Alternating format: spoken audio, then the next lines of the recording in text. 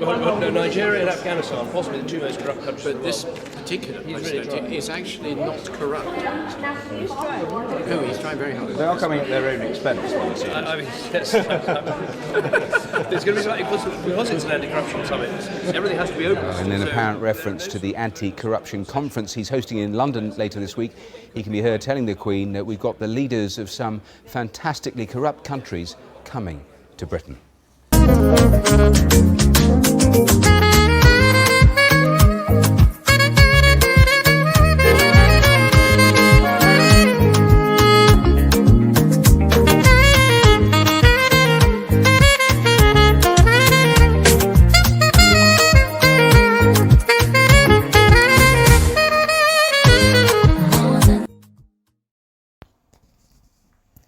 Oh yeah, so said the then British Prime Minister David Cameron.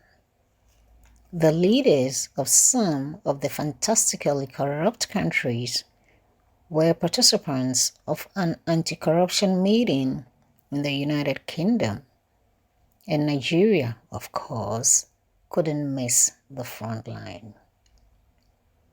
Nigeria, like any country of its kind, is one that its neighbors and partners could have been watching with admiration and envy by now.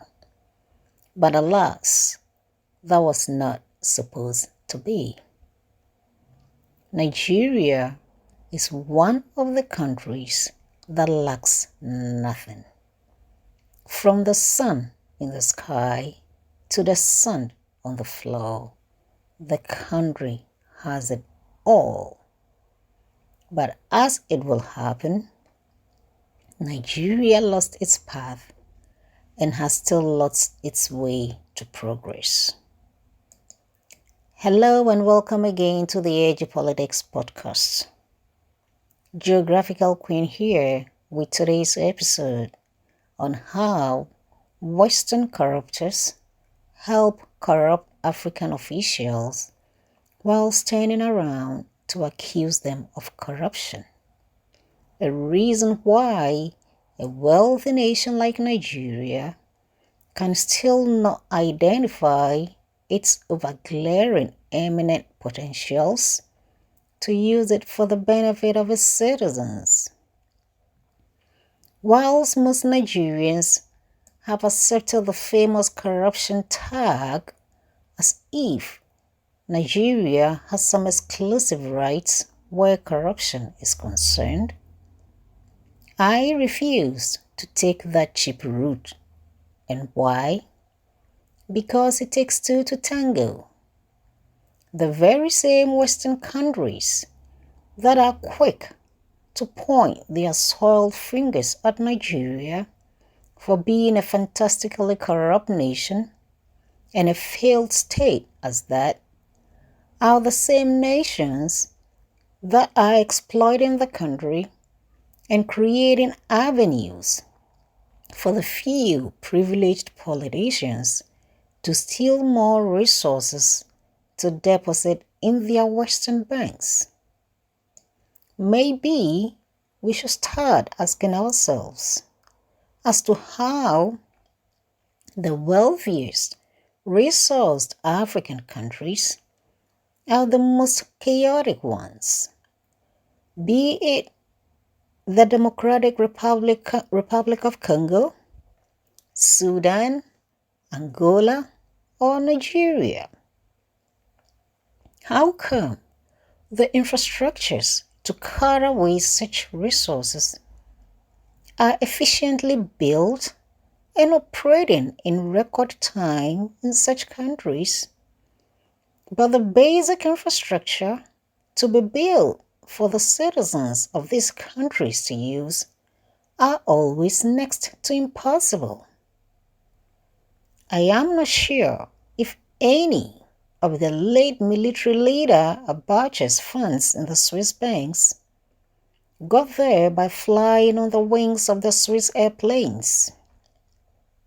Neither can anyone allege that the late Abacha packed the money in a basket and carried it on his head to the banks. So how did that money arrive at the Swiss banks? Your guess is as good as mine. But let's return to the reality for some comparisons. Let's take a look at Russia in the aftermath of the Soviet Union's collapse in 1991. Russia at the time stood at a crossroad. It was a nation in flux and an economy in transition. These were the turbulent years when Russia unwisely believed that there was something known as Western democracy and capitalism, which came with some other drivel known as globalization and open markets, a form of a one-size-fits-all American governance style, which was supposed to be the best for all nations. Russia was at its weakest at the time, thanks to the careless advice accepted by former leader Gorbachev, who believed the lying serpent known as the United States to dissolve the Soviet Union in exchange for NATO not extending a centimeter further to the east if it didn't also dissolve. A mistake which Russia will come to pay at a very heavy price. At the advice of the United States, and in a bid to live in peace with all countries, Russia would wake up to see itself being managed by some World Bank officials. These officials took advantage of the weakness of the late President Yeltsin, and when he was high on his vodka, they would whisper all sorts of gibberish in his ears to the advantage of the United States.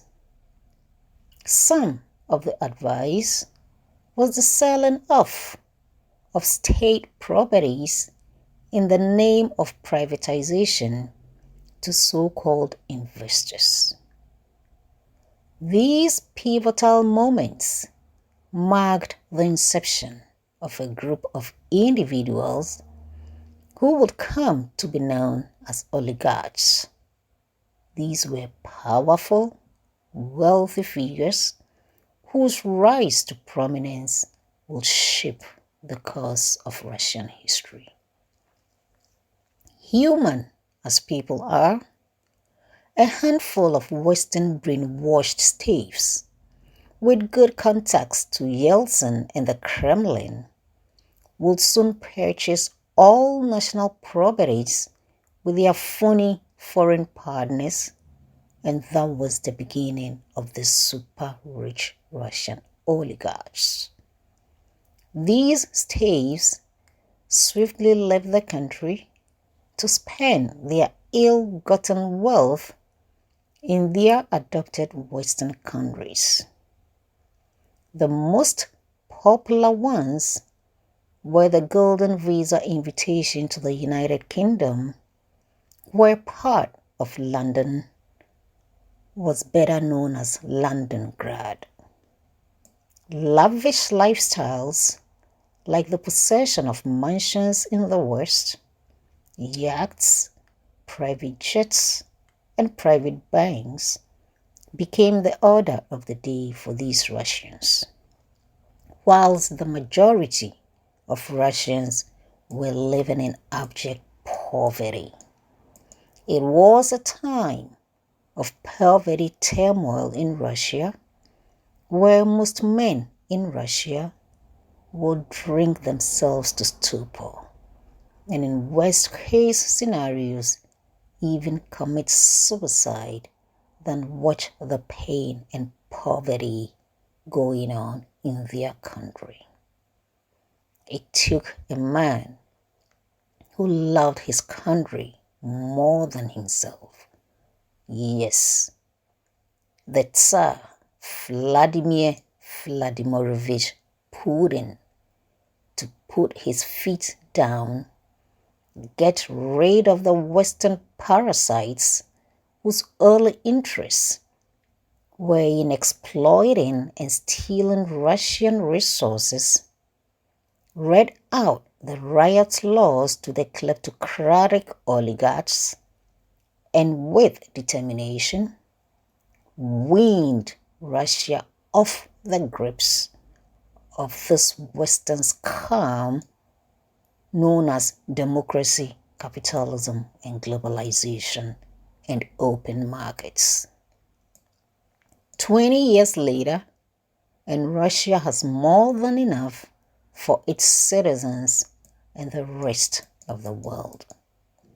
Of course, the opportunistic national traders will escape to the UK and the US and other Western countries and scream out loud that Vladimir Putin is a dictator and an authoritarian. And why not? If that is the only governance style that will protect the sovereignty, why not do it? After all, are we not told that when we spare the rod, we spoil the child? So why can't some of these disciplined governance styles be replicated in a country like Nigeria, for example? Are there no Nigerian citizens who love their country enough to do things right? This great nation, known as Nigeria, has been reduced to majoring in minors. To confuse its citizens, Nigerians are being told by their Western masters that it is their politicians who are corrupt and cannot change, whilst those stealing these resources and leaving them impoverished are the very same Westerners who are telling them to look anywhere else than at the reality. The Nigerian youth of today has been reduced to travel to any country to engage in menial jobs or concentrate on something they call Nollywood and some Afrobeat artistry. But let's face it, how many factories has this Nollywood and Afrobeats music created in Nigeria? No disrespect to the artist, but has this entertainment mimicry produced even a toothpick factory in Nigeria to create jobs for the youth? Yes, Nigerian artists can play Afrobeats and wear designer wears. And what else? Does that create jobs for the youth? With Nigeria's vast resources, there is no reason why any Nigerian youth should relocate to a Ghana or any other nation for that matter to work as a phone repairer before he can feed himself, or travel to South Africa to work as a barber or a drug trafficker or a 419 internet scammer before he can feed himself. But this is where we are now. How can a small group of religious fanatics known as Boko Haram hold a nation of over 200 million people to ransom with a national military force looking on? Meanwhile, the few privileged politicians are protected enough to siphon their stolen goods to the West without any problem. To confuse the citizens of the country, for the lack of development in the country, a situation that was programmed for them by the same Western donors. The same Westerners turn around to accuse the politicians of corruption and bad governance, making the leaders and their country always looking like failed leaders in a failed state, whilst their struggling to survive youth are branded as the worst scammers on planet Earth. Note that barely 10 years ago, the current two most developed countries of our times, Russia and China, were supposed to be poor because they were not democratic like the Western countries These two countries have proven to be the most thriving countries by ignoring the so-called Western democracy. So what is the essence of this democracy in African countries? Holding presidential elections every 4 years, of which politicians pay citizens for votes. Is that also democracy? To be clear with ourselves, do all countries really need to follow the foreign policies of other countries to progress? Wouldn't it be appropriate for countries to rather check their own environment, to develop their countries according to their resources, their needs, and their capabilities? So what is the problem with Nigeria? Could it be that there are no politicians in Nigeria who love their country more than the exploitation? Like a President Vladimir Putin loves his mother Russia to steer the wheel in Nigeria? Or Nigeria can never get it right? Let's take a listen. See, this is how things work over in Russia. Over there, the political system is controlled by wealthy elites who buy influence and pull strings of the government. Whereas in America, we speak English. This clip is amusing, but it's also worryingly true. When we think of these oligarchs, these ultra-wealthy men manipulating politics behind the scenes, it's tempting to think of it as a Russian problem. But of course, the only real difference between Russia and almost any other country is that the Russians have a name for them. Whatever country you're watching this from, you may not use the term oligarch, but money and politics are unfortunately always connected, wherever you are. So what do you think? Has it occurred to anyone that Nigeria could have been the Russia of Africa if it got its acts together? Or Nigerians just don't love their country? Well, kindly leave your comments in the comment section below, and thanks for tuning in. I will be back with the next broadcast. Good day.